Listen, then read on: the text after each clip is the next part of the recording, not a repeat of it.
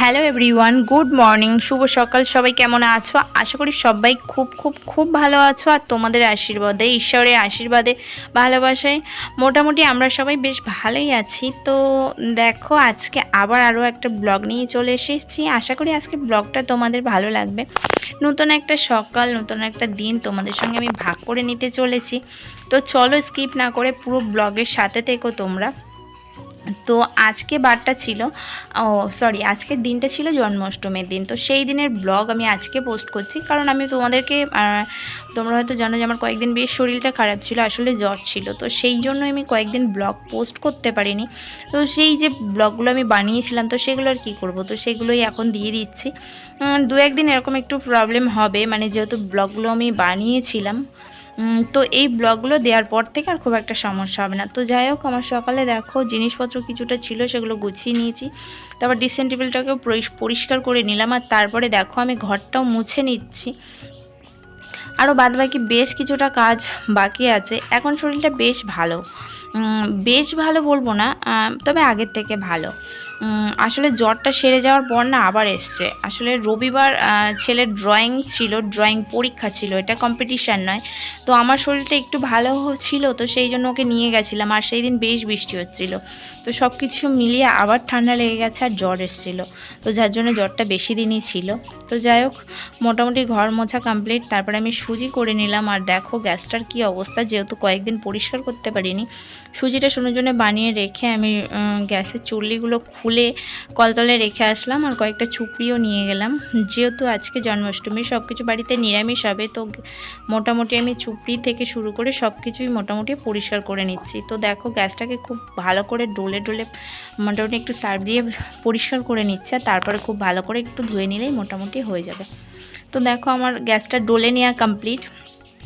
তো এখন একটুখানি এই যে একটা কাপড়ের সাহায্যে একটু ভেজা কাপড় দিয়ে খুব ভালো মতো করে মুছে নিচ্ছি। মুছে নিলে মোটামুটি আমার গ্যাসটা মোছা হয়ে যাবে। তো তারপর আরও বাদবাকি আরও কাজ আছে, বেশ কিছুটা জিনিসপত্র ভেজানো আছে, তো সেগুলোও কাচতে হবে। তো চলো তোমরা সাথে থাকো, আশা করি তোমাদের ভালো লাগবে। তো দেখো আমার জিনিসপত্র কেচে রেখেছিলাম, তো সেই ভিডিওটা আর দেওয়া হয়নি এর মধ্যে। তো সেইগুলো নিয়ে এখন ছাদে চলে গেলাম জিনিসপত্রগুলো মেলতে। তো দেখো এখন ঝটপট করে মেলে নিচ্ছি। আর আমি এটা স্নানের পরে গেছিলাম, কারণ যেহেতু কয়েকদিন আগেই জ্বর এসেছিলো। তো এখন যদি আবার আমি মোটামুটি ভেজা গায়ে মেলতে যাই, তো সেক্ষেত্রে আবার জ্বর চলে আসতে পারে। তো সেই জন্য আমি আর ভেজা গায়ে কোনো জিনিসপত্র মেললাম না, মোটামুটি স্নান করে নিলাম। নেওয়ার পরেই তারপর আমি জিনিসপত্রগুলো মেলছি। আর জলগুলো দেখো সেইভাবে রয়ে গেছে জামা কাপড়ের মধ্যে, তো সেই জন্য এখন মেলতে গিয়ে একটু বেশি সময় লেগে যাচ্ছে। তো চলো এদিকটাও মেলে নিই। তো এদিকে সোনুও এসছে, দেখো আমার মেলা মোটামুটি কমপ্লিট। আর ওদিকে দেখো একটা ব্ল্যাঙ্কেট ধুয়ে দিয়েছি। আসলে সোনু না কালকে টয়লেট করে ফেলেছিল, তো যে জন্য আমাকে ধুইতে হয়েছে। আর ওয়েদারটা দেখো বেশ সুন্দর লাগছে।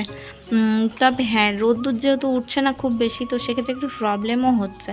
তো তারপর দেখো নিচে এসে আমি খুব সুন্দর করে ঠাকুরকে পুজো দিয়ে নিলাম, কারণ আজকে জন্মাষ্টমী। তো তোমাদের কেমন কেটেছে জন্মাষ্টমী অবশ্যই আমাকে কমেন্ট করে জানিও। আর তারপরে এই দেখো রান্নার জন্য সব সবজি কেটে নিয়েছি। আর এদিকে বসিয়ে দিয়েছি পটল ভাজা। তো চলো পটল ভাজাটা করে নিই।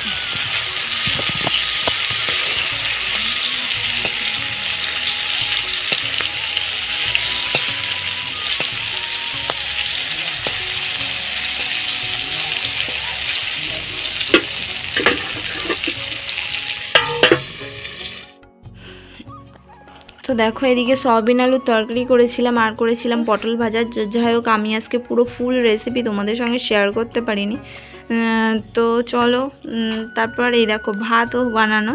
তারপর এই দেখো এটা ছিল জন্মাষ্টমীর ডালা, মানে মা উপোস করেছে, তো সেটাই। তারপর রাত্রে দেখো এদিকে আটা মাখছি। আটাটা মাখা হচ্ছে, মানে রাতে হবে লুচি আর ছোলার ডাল। আর লুচির সঙ্গে ছোলার ডালের কম্বিনেশানটা কিন্তু দারুণ সুন্দর। তো সেই জন্যই দেখো এদিকে আমি আটা মেখে নিচ্ছি। আটাটা মোটামুটি আমার মাখা কমপ্লিট।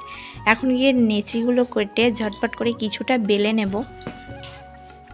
তো দেখো বেলাও হয়ে গেছে, এখন একটা একটা করে ঝটপট করে মোটামুটি আমি তেল দিয়ে একটু ভেজে নেব। তো দেখো লুচিগুলো কিন্তু দারুণ সুন্দর ফুলছে। আর আজকে কিন্তু আবার লুচি ত্রিকোণাও লুচি বানানো হয়েছিল। তো এই দেখো একের পর এক লুচিগুলো বেশ সুন্দর ফুলছে। তো যাই হোক লুচিগুলো ঝটপট করে ভেজে নিই। আর এদিকে দেখো ত্রিকোণা লুচি বানিয়েছিলাম। ত্রিকোণা লুচি বানানোর একটাই কারণ, আসলে সোনু বলছিল ত্রিকোণা লুচি বানাও, তো এই সরি সোনু নয়, বড় ছেলে বলছিল। তো সেই জন্যই আমি লুচিগুলো আসলে বড় বড় করে লুচি বেলে আর সেগুলোকেই 4 পিস করে নিয়েছিলাম। তো সেটাই ত্রিকোণা হয়ে গেছে। তো এখন এবার ছোলার ডালটাকে মোটামুটি বানিয়ে নেবো। তো ছোলার ডাল আমি একসঙ্গে বসিয়ে দিয়েছিলাম, তো সিদ্ধ হয়ে গেছে। তো সেটাকে এখন একটু ম্যাশ করে নিচ্ছি।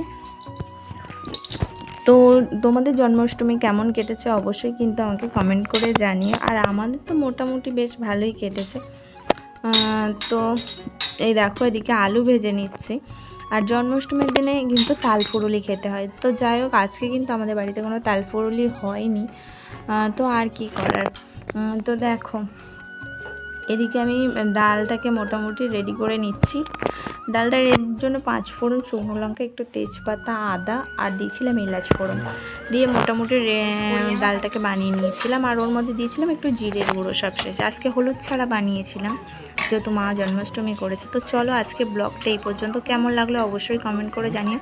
আর যদি ভালো লেগে থাকে তাহলে লাইক কমেন্ট করে দিও। আর যারা নতুন দেখছো একটা সাবস্ক্রাইব করে পাশে থেকো।